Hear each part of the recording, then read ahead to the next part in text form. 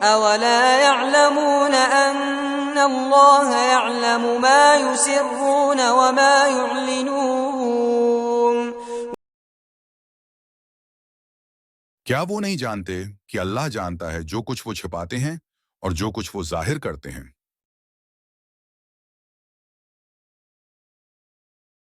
یہ آیت بنی اسرائیل کے منافقانہ رویے اور دوغلے پن کو بیان کرتی ہے۔ وہ اپنے ایمان کو ظاہر کرتے اور اندرونی خانہ اسلام کے خلاف سازشیں کرتے تھے۔ وہ یہ سمجھتے تھے کہ ان کے دلوں کے راز چھپے رہیں گے، مگر اللہ نے انہیں خبردار کیا کہ جو کچھ وہ ظاہر کرتے ہیں اور جو کچھ وہ دلوں میں چھپاتے ہیں وہ سب اللہ کے علم میں ہے۔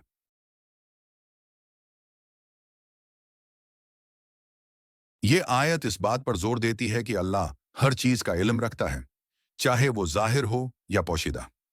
بنی اسرائیل اپنے منافقانہ رویے کو چھپانے کی کوشش کرتے تھے، مگر یہ آیت انہیں یاد دلاتی ہے کہ اللہ ان کے دلوں کے رازوں کو بھی جانتا ہے۔ یہاں یہ واضح کر دیا گیا ہے کہ اللہ کے علم میں کوئی کمی نہیں، اور جو کچھ انسان چھپانے کی کوشش کرتا ہے اللہ کے لیے وہ عیاں ہے۔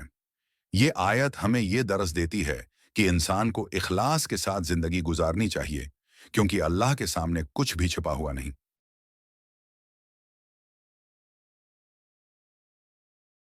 اللہ کے علم کی وسعت۔ اللہ ہر چیز کا علم رکھتا ہے، چاہے وہ ظاہر ہو یا پوشیدہ۔ نفاق کی مذمت۔ یہ آیت نفاق اور دوغلے پن کی مذمت کرتی ہے اور انسان کو یاد دلاتی ہے کہ اللہ سے کچھ چھپا نہیں۔ اندرونی اور بیرونی عمل کی اہمیت۔ اللہ کے نزدیک انسان کے ظاہر و باطن میں فرق نہیں ہونا چاہیے، ہر عمل خلوص کے ساتھ ہونا چاہیے۔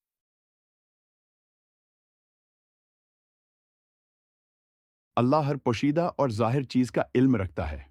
بنی اسرائیل کا منافقانہ رویہ اور اللہ کی طرف سے انہیں تنبیہ، نفاق کی مذمت اور خلوص کی تلقین۔ اللہ کے سامنے ہر چیز عیاں ہے، اللہ کا علم کامل اور مکمل ہے۔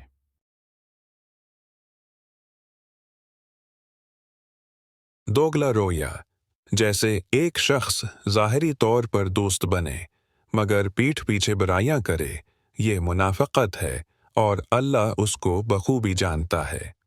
والدین اور بچے، جیسے بچہ والدین کے سامنے اچھی باتیں کرے مگر اکیلے میں کچھ اور سوچے۔ اللہ تعالی ہمارے دل کے بھید بھی جانتا ہے۔ دفتر کا عمل، اگر کوئی ملازم باس کے سامنے کام کرنے کا اظہار کرے اور اصل میں کام نہ کرے تو اس کا دوگلا پن ظاہر ہوتا ہے۔ دوستوں میں دکھاوا، جیسے کچھ لوگ دوستوں کے سامنے محبت کا اظہار کریں مگر دل میں بغض رکھیں، یہ نفاق ہے اور اللہ دلوں کی نیت جانتا ہے۔ عبادت میں اخلاص، جیسے کوئی نماز میں لوگوں کے سامنے دکھاوے کے لیے خشوع کا اظہار کرے مگر دل میں اخلاص نہ ہو۔ اللہ کے لیے ظاہر اور باطن دونوں کو ایک ہونا چاہیے۔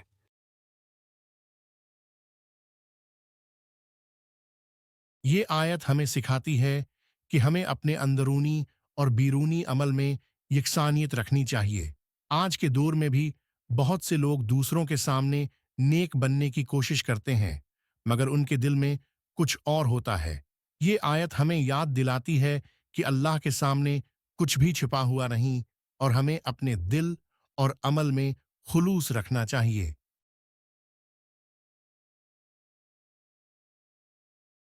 اللہ کے علم پر یقین رکھیں کہ وہ ہر چیز کو جانتا ہے۔ دل اور زبان دونوں سے اخلاص کا مظاہرہ کریں، نفاق اور دوگلے پن سے بچیں۔ اللہ کی بارگاہ میں کوئی چیز چھپی نہیں، اس لیے ہمیں ہمیشہ نیک نیتی سے کام کرنا چاہیے۔